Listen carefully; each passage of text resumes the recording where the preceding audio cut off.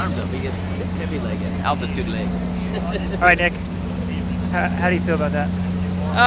3:51.9. You can't totally throw away that, can you? It's my second fastest time ever, so I'm going to take that. I'm happy, but it's hard looking at the scoreboard and you're on the second sheet of results. I think 8 or 9 guys were in front of me, so there's lots of work to be done. It's just incredible how many guys are running fast at the moment. But it's my first race of the season. It might be a case of first race itis, and normally I'll have 2 or 3 races before this meet. So next week you're going to go again, 1500? Yeah, I'll do the 15, try and get that A standard, but again, I've got 3 big races in Europe in July, so if it comes in New York, it comes. If it doesn't matter too much. It just is a sort of protection insurance. Has this been your first bout of altitude training, or have you done that before? We went up to Albuquerque in December, but I was on the Altitude the whole time, so this is my first time doing it properly running. But on the start line, I was thinking, gosh, this is going to hurt, isn't it? At altitude, you don't really have a chance to do those grinding, really fast workouts, so it was a foreign feeling in that third lap, so we're going to get back and do some running specials. You guys been in Flagstaff, or where you been? Yeah, in Flag for the last month. Do you go down at all, or do you stay up there the whole time? We went to Sedona, but you're still at 43 or whatever, 100 feet, so we're still just trying to do more like 5K type training. This is all part of base training, and now the fast stuff happens. We know where we're at up at base work, and now I can start breaking 60 seconds a bit more frequently. What about your group? Seems like you got more people now. Yeah, it's been really fun actually. The main core of our group, Will Lear, Brandon Bethke's in incredible shape. He won the Stanford 5K and he's just biding his time to a nationals.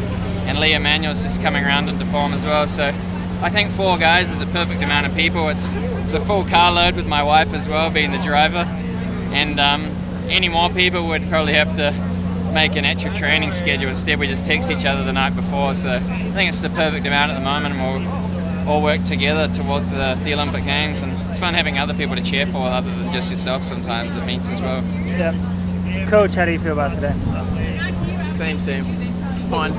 Different in a college situation. I was still working with him. I got to spend more time with him. And like my wife and son said, well, maybe why don't you take a vacation? These guys are probably getting tired of me because they didn't have their time before. But it was an experiment going to the altitude, and I could tell today that they both had what I used to call them road legs. They call altitude legs. He had no pop, no snap in the last 300. So to run 351 is right where we want to be. It's probably where he was, just about the same place in 08. But in the last 3 years, we got to remember that he hasn't been even training during this period of time. He's 3 or 4 months down. So we're real happy with the way everything is, and the training partners are great. Yeah, nobody remembers how you run in June, so. Yeah, nobody. Yeah, find out come August. Also during that race, Kiprop kind of, he was up front, and then he's kind of back there with you, and then he kind of surges ahead.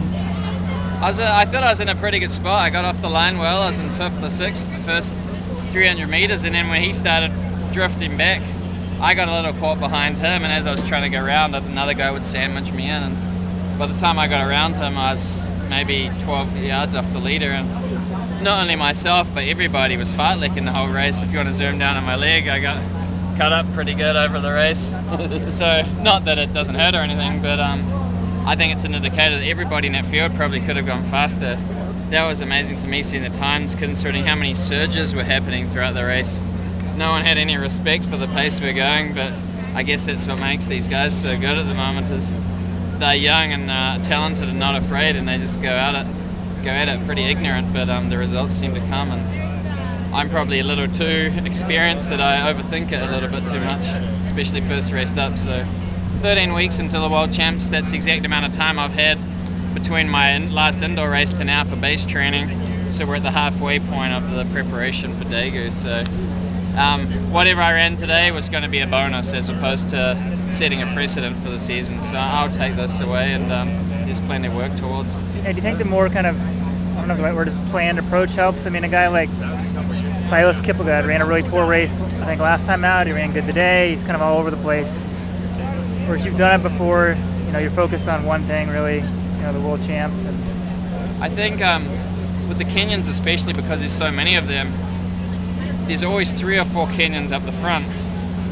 But unless you're a very educated observer, people don't actually realize which Kenyans they are, and there'll be a different 3 or 4 each race, because they always take an aggressive approach, and that only pays off 50% of the time. but they have the luxury of having the depth of numbers as a nation to do that.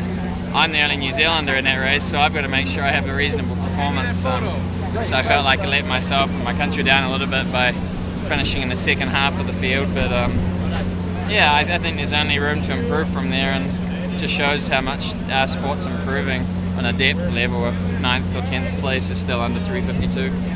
Yep. All right. Good job.